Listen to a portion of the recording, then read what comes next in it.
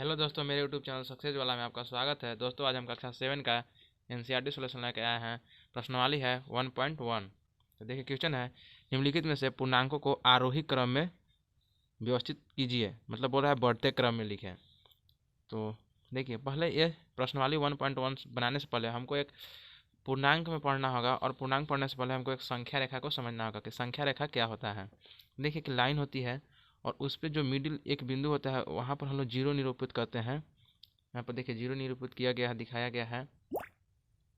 और इधर दाईं तरफ जाने पर संख्या का मान बढ़ता है, और बाईं तरफ जाने पर संख्या का मान घटता है। हम देखिए ये जो जीरो है, देखिए जो बीच में है इसको जीरो बोलते हैं, जीरो मान लेते हैं। और इधर दाईं तरफ जितना भी होता है वो धनात्मक संख्या होता है, और इधर बाईं तरफ जितना भी संख्या होता है क्या होता है, ऋणात्मक संख्या होता है, ऋणात्मक। और इधर होता है धनात्मक। दाईं तरफ जाने पर इसका मान क्या होता है, बढ़ता है, और बाईं तरफ जाने पर इसका मान क्या होता है, घटता है।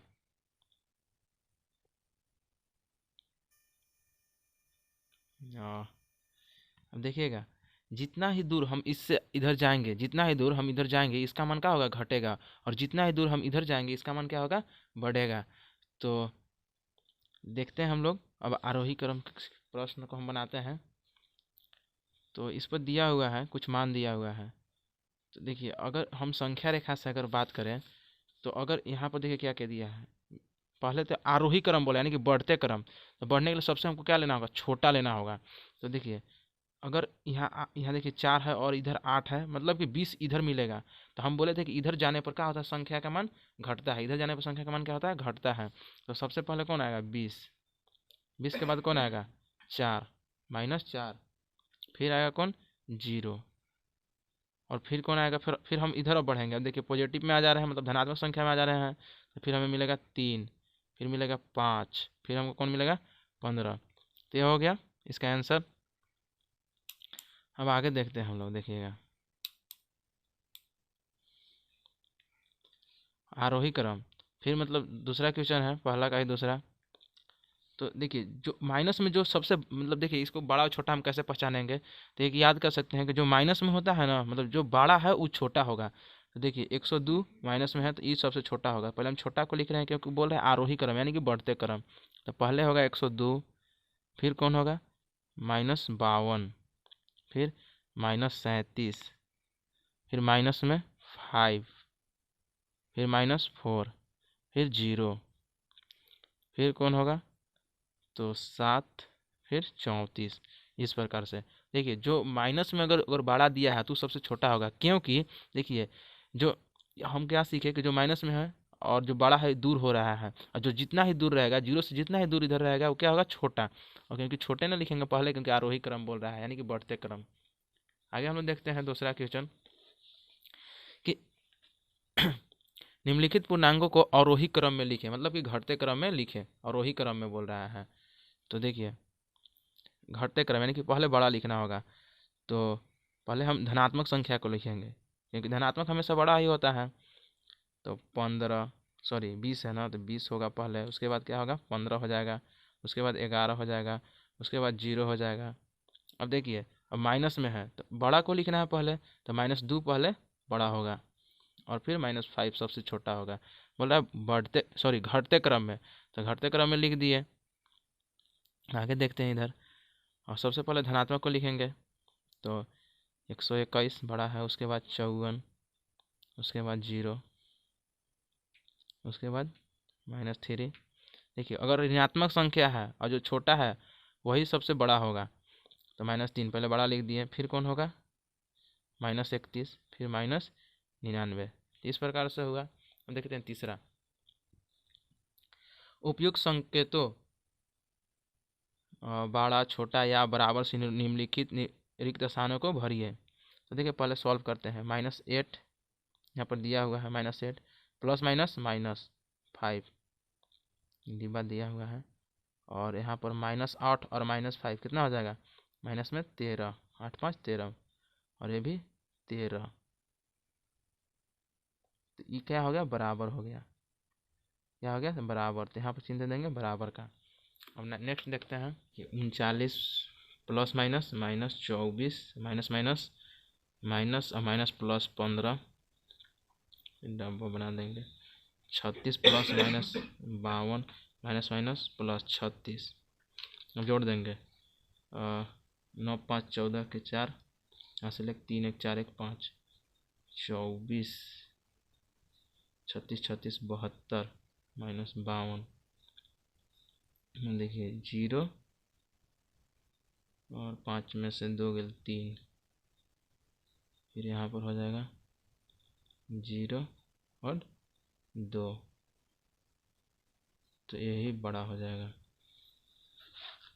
अब देखिए माइनस 201 प्लस 79 प्लस 63 भागे माइनस 299 प्लस 189 प्लस 51। अब जोड़ेंगे तो 9 3 12 के 2 हासिल 1 7 6 13 14 142 और हो जाएगा 201 माइनस में फिर ऐसे बना देंगे। अब देखिए माइनस 299 ऐड कर देंगे इसको 90 9 5 14 9 1 10 के 0 1 हासिल 8 5 से 14 के 4 1 हासिल 240। अब देखिए इसमें से घटाएंगे तो माइनस में आएगा कितना 59 आ जाएगा माइनस में और इधर घटाएंगे तो 11 में से 2 गया 9 और 19 इधर कितना बचेगा 19 और अधिक करो ना 19 में से 14 घटाएंगे तो 5 बचेगा तो यहाँ भी माइनस में बचेगा तो क्या हो गया बराबर हो गया।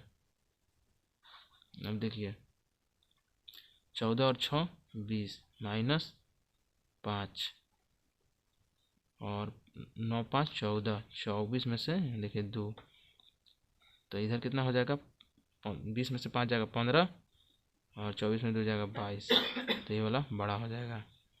आगे देखते हैं हम लोग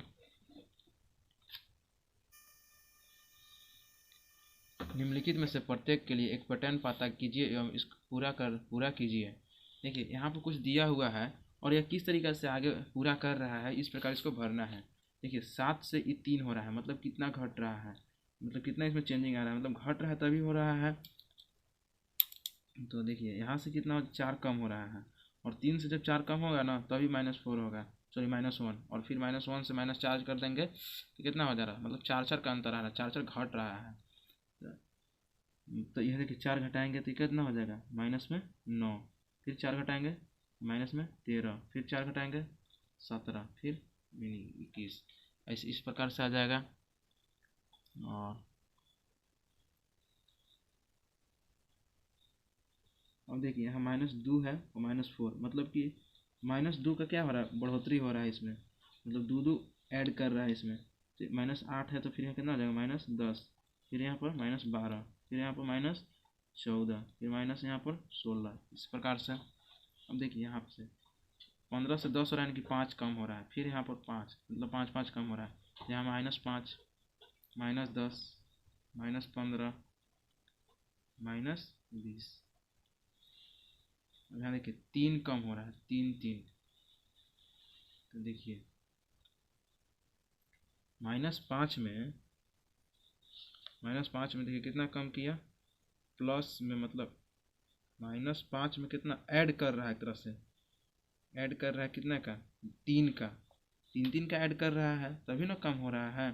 देखिए -8 में 3 ऐड किया तो -5 हो गया मतलब 3 3 ऐड कर रहा है तो -2 में 3 ऐड कर देगा तो कितना हो जाएगा तो 1 हो जाएगा। फिर कितना होगा अगर 3 3 ऐड कर रहा है तो यहाँ 1 और 3 4 हो जाएगा 4 और फिर 3 7 हो जाएगा 7 और 3 10 हो जाएगा। अब देखिए इसी प्रकार से यहाँ पर एक कम कर रहा है एक ऐड कर रहा है तो समझिए एक ऐड कर रहा है फिर एक ऐड कर रहा है एक ऐड कर रहा है तो एक ऐड करेगा तो यहाँ पर क्या हो जाएगा -1 फिर यहाँ पर 0 फिर 1 फिर यहाँ पर 2 इस प्रकार से। आगे देखते हैं हम लोग किसी मायावी वर्ग में प्रत्येक पंक्ति स्तंभ एवं विकर्ण की संख्याओं का योग समान होता है। बताइए निम्नलिखित में से कौन सा वर्ग एक मायावी वर्ग है। मतलब कहने का मतलब बोल रहा है कि प्रत्येक पंक्ति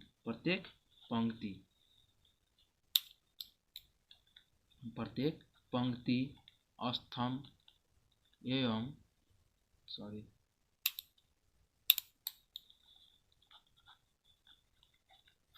प्रत्येक पंक्ति स्तंभ एवं विकर्ण। तो देखिए मतलब बोलना चाह रहा है कि पंक्ति मतलब कि ये देखिए जो ई लाइन है, ये जो लाइन है यह मतलब यहाँ से यहाँ जो लाइन दिया हुआ है इसका योग, या स्तंभ ये इसका योग, या विकर्ण इसका योग सभी का बराबर होना चाहिए। तो हम जोड़ के देख रहे हैं। तो देखिए पहले हम पंक्ति को जोड़ रहे हैं, पंक्ति इस लाइन को मतलब जोड़ रहे हैं। तो देखिए 5 - 1 - 4 तो कितना आया 0। फिर इसको जोड़ रहे हैं 5 - 2 प्लस में 7 तो कितना आया 0। इसको जोड़ेंगे तो ये भी आ जाएगा 0, ये भी 0 आ जाएगा, ये भी 0 0 आ गया। फिर इसको जोड़ेंगे तो भी 0 आ जाएगा। इसको भी जोड़ेंगे 3, देखिए ये दोनों को जोड़ेंगे तो -2 और 1 3 माइनस में और प्लस में, ये भी 0 आ जाएगा, और प्लस माइनस ये भी 0 आ जाएगा। अब उसी प्रकार से हम विकर्ण को जोड़ रहे हैं। तो देखिए 3 2 5 और ये प्लस में 5 तो भी विकर्ण भी 0 आ जाएगा। और ये देखिए 4 और 2 6 और 0 ये माइनस में 6 आ गया, माइनस में 6 आ गया, यानी कि विकर्ण इसका प्रूफ नहीं हुआ। तो यह मायावी वर्ग नहीं है, यह मायावी वर्ग नहीं है। जो ये फिगर है यह मायावी वर्ग नहीं है, क्योंकि देखिए बोल रहे हैं यहाँ पर कि प्रत्येक पंक्ति स्तंभ एवं विकर्ण का जो योग है ना वो मतलब बराबर होना चाहिए, जो भी है यानी कि बराबर होना चाहिए। तो देखिए पंक्ति को जोड़े 0 0, स्तंभ को जोड़े 0, स्तंभ को जोड़े 0, फिर स्तंभ को जोड़े 0। लेकिन जब हम विकर्ण को जोड़ने गए तो देखिए 3 2 5 और फिर 5 तो 0 आ गया। फिर इधर जोड़े 4 2 6 आ गया, ये 0 आ जाता तो ये मायावी वर्ग होता, लेकिन नहीं आया, इसलिए मायावी वर्ग नहीं है। आगे देखते हैं हम लोग बी। अब इसको जोड़ते हैं। देखिए 7 और 2 9, हम पहले स्तंभ को जोड़ लेते हैं तो माइनस में 9। देखिए 10 और 3 13 माइनस में और 4 तो 9 4 13, ये भी माइनस में 9 आएगा। तीनों को जोड़िएगा तो माइनस में 9 आएगा। फिर इसको भी अगर तीनों को जोड़िएगा 6 4 10 और 1 घटा दिएगा तो माइनस में 9, इस प्रकार से आया। अब हम लोग पंक्ति को गिन लेते हैं। देखिए 7 और 6 13, 13 में प्लस 4 तो माइनस 9, 4 3 7 7 2 9, सब माइनस में है तो माइनस। देखिए -10 और +1 -9। देखिए हम तो पंक्ति और स्तंभ को गिन लिए, बराबर है। अब हम लोग किसको देखेंगे, विकर्ण को। विकर्ण से तिरछी को विकर्ण कहते हैं, तो जोड़ लेते हैं। देखिए -6 और -3 क्या हो जाएगा -9। अब इधर देखते हैं 7 3 10 माइनस में और प्लस में 1 -9, यानी कि इसका रो और कॉलम और स्तंभ मतलब सभी देखिए पंक्ति स्तंभ एवं विकर्ण तीनों 9 9 9 9 आ गया, मतलब कि बराबर है। यदि समान हो, बोल रहा है कि यदि संख्या का योग समान होता है तो उसे मायावी वर्ग कहते हैं। तो हम बोल सकते हैं कि बी मतलब जो बी फिगर है वो क्या है, मायावी वर्ग है। तो हम बोलेंगे यह मायावी वर्ग है। आगे देखते हैं हम लोग कि निम्नलिखित संख्या रेखा पर पूर्णांकों के साथ कुछ बिंदु अंकित किए गए हैं। तो देखिए यहाँ पर फिगर दिया हुआ है, कुछ बिंदु अंकित किए गए हैं। पहला बोल रहा है कि उपयुक्त संख्या पर पूर्णांकों के अलावा कुछ बिंदुओं को अंकित किया गया है, प्रत्येक बिंदु के लिए उचित संख्या लिखिए। तो देखिए कुछ बिंदु दिया गया है, मतलब तो उसके लिए उचित संख्या लिखने के लिए बोल रहा है। तो देखिए यहाँ पर मतलब 0 है, यहाँ पर 2 है, ये कौन सा होगा। तो देखिए हम एक इधर से लिखना पहले स्टार्ट करते हैं 0 के बाद। तो यहाँ पर होगा 1 हो जाएगा, फिर क्या होगा 4 होगा, फिर 6 और 8 के बीच में क्या है तो 7 होगा, 8 और 10 के बीच में क्या है तो 9 होगा, 10 और 12 के बीच में 11 होगा। और फिर क्या है इधर देखते हैं, देखिए 0 तो यहाँ पर -2 होगा, फिर -5 होगा, 5 6 -7 होगा, और फिर -11 होगा, फिर -13, इस प्रकार से होगा। अब बोल रहा है कि अंकित बिंदुओं पर पूर्णांकों की संख्या को आरोही क्रम में लिखे, यानी कि बढ़ते क्रम में। मतलब जो ई दिया है ना इसी को बोल रहा है दूसरा क्वेश्चन में बी नंबर में। ए में तो बोला कि बिंदुओं को दिखाइए, अब बी में बोल रहा है कि अंकित बिंदु के पूर्णांकों संख्या का आरोही क्रम में लिखे, यानी कि आरोही यानी कि बढ़ते क्रम में, बढ़ते क्रम। तो सबसे पहले छोटका, तो छोटका यानी कि इधर से यही लिख के चल जाइए ना। देखिए -13 सबसे छोटा है, फिर -11, फिर -7, फिर -5, फिर -2, फिर आपका अब इधर से होगा 1, 1, 4, 7, 9, 11, ये हो गया आरोही क्रम में। अब देखिए बोल रहा है अवरोही क्रम में, 3 नंबर क्वेश्चन बोल रहा है कि अवरोही क्रम में, बस इसी को उल्टा लिख देना है। अवरोही क्रम यानी कि घटते क्रम, यानी कि सबसे बड़ा फिर उससे बड़ा ऐसे करके लिखे, मतलब उससे छोटा 11, 9, 7, 4, 1, फिर -2, -5, -7, -11, -13, इस प्रकार से हो गया अवरोही क्रम। आगे हम लोग देखते हैं 7 नंबर क्वेश्चन। देखिए वीडियो काफ़ी लंबा हो रही है, लेकिन पूरा सोल्यूशन इसी में दे रहे हैं, तो आप लोग मेरे वीडियो पे बने रहें। और थोड़ा डीप नहीं कलर आ रहा है, क्योंकि लाइट और कलम दोनों का प्रॉब्लम है। लाइट भी उतना मतलब तेज़ नहीं और कलम भी उतना तेज़ नहीं चल रहा है, तो मेरे वीडियो पे बने रहें। देखिएगा पूर्णांक को मतलब पूर्णांक कुछ दिया हुआ है को आरोही क्रम में क्रमबद्ध कीजिए, अपने उत्तर की जांच करने के लिए इन्हें एक संख्या रेखा पर अंकित कीजिए। देखिए आरोही क्रम में कुछ अंक दिए हुए हैं और उन्हें आरोही क्रम में बोल रहा है, मतलब कि बढ़ते क्रम में। तो देखिए दिया हुआ क्या क्या, 8 दिया है, -5, फिर 3, 0, -7, -4, मतलब आरोही क्रम, बढ़ते क्रम यानी कि छोटा से बड़ा। तो पहले कौन होगा, -7 आरोही क्रम, बढ़ते क्रम पहले तो पहले किसको लिखना है, छोटा को। तो -7, -5, -4, 0, फिर 3, फिर क्या लिखना है 8, इतना ही दिया हुआ है। अब बोला है कि संख्या रेखा पर मतलब दिखाने के लिए संख्या रेखा बना देते हैं। हम संख्या रेखा बना दिए और इसमें हम देखिए मिडिल को हम 0 मान लेते हैं, मिडिल को हम लोग क्या मानते हैं 0, बीचे बीच एक हम 0 मान लेते हैं, और इधर दाईं ओर को धनात्मक और बाईं ओर को ऋणात्मक पॉइंट देते हैं कुछ 1, 2, 3, 4, 5, 1, 2, 3, 4, 5, अब 2 का अंतराल ले रहे हैं, 2, 2, 4, 2, 3, 6, 2, 4।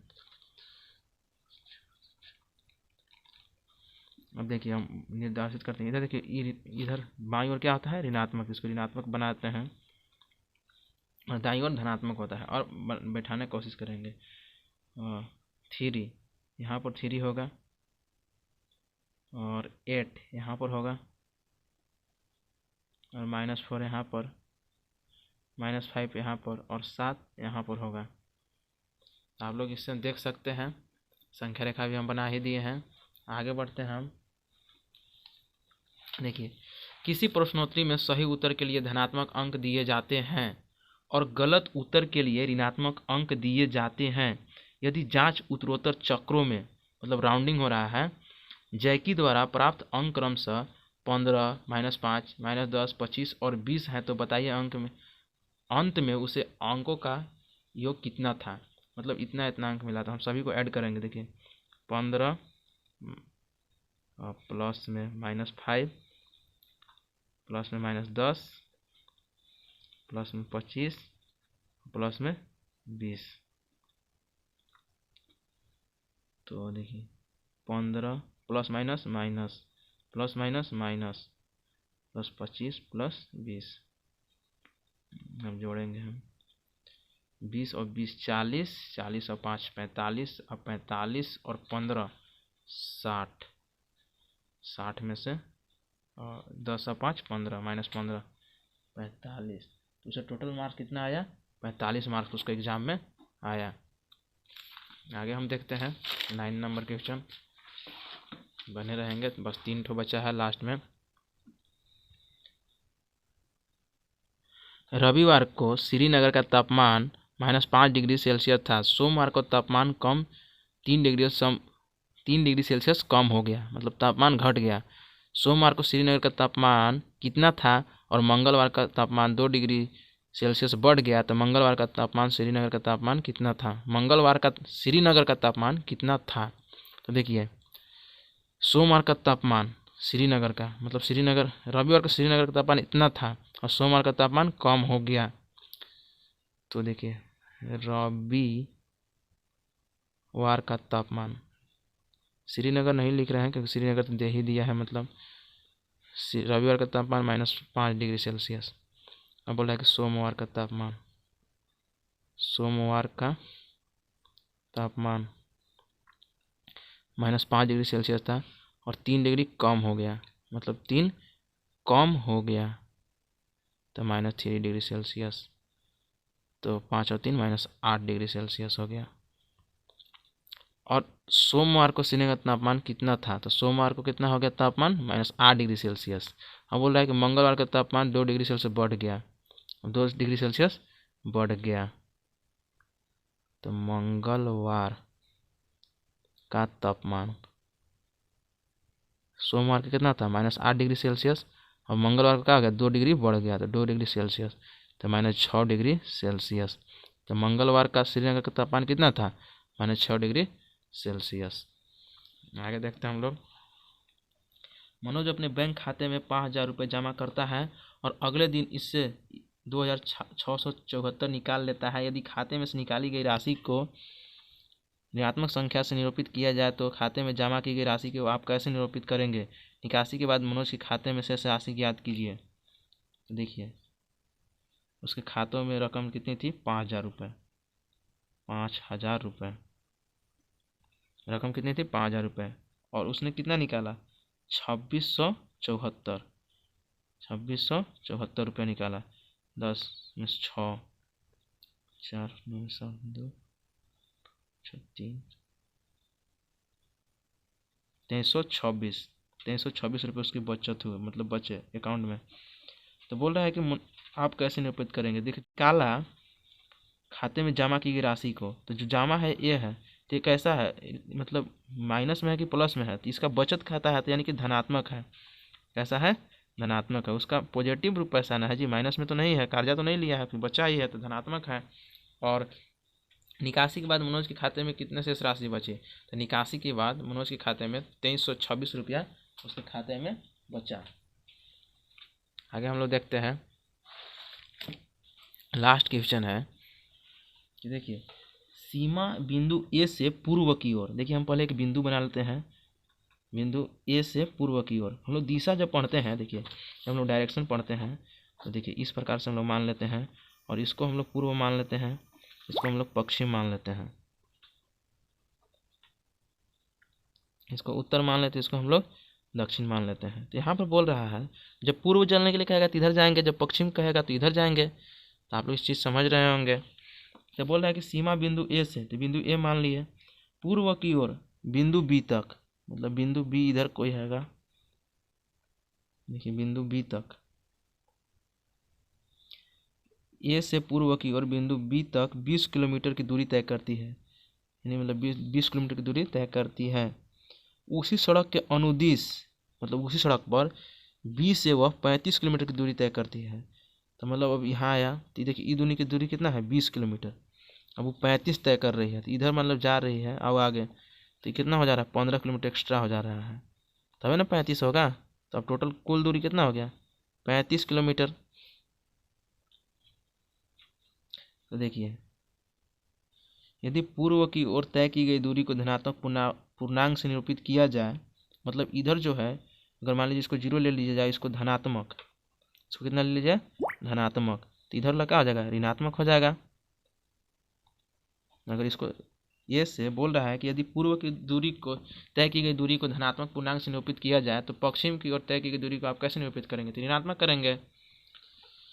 और क्योंकि देखिए जब बीच पॉइंट होता है संख्या रेखा पर, दाईं तरफ जाने पर धनात्मक और बाईं तरफ जाने पर ऋणात्मक हो जाता है। तय की गई दूरी को आप कैसे निरूपित करेंगे? यदि बिंदु ए से उसकी अंतिम स्थिति को किस पूर्णांक से निरूपित करेंगे? बिंदु ए से उसकी अंतिम स्थिति यहाँ पर है ना, तो देखिए 0 है और इधर कितना गया है 15, तो अंतिम स्थिति से आप किस पूर्णांक से निरूपित करेंगे? तो यहाँ से यहाँ तक की दूरी कितना है 15 में, वो भी कितना में माइनस में, तो -15 किलोमीटर वो नेगेटिव में गई है। तो इस प्रकार से आप लोग समझ गए होंगे। और मेरा वीडियो कैसा लगा आप लोग कमेंट में ज़रूर बताइएगा, और मेरे चैनल पर न्यू है तो चैनल को सब्सक्राइब कीजिएगा। थैंक यू दोस्तों। वीडियो का क्वालिटी थोड़ा सा लो है और आप लोग समझिएगा क्योंकि लाइट का प्रॉब्लम है और कैमरा का भी प्रॉब्लम है, तो मैनेज कीजिएगा। थैंक यू दोस्तों, जय हिंद।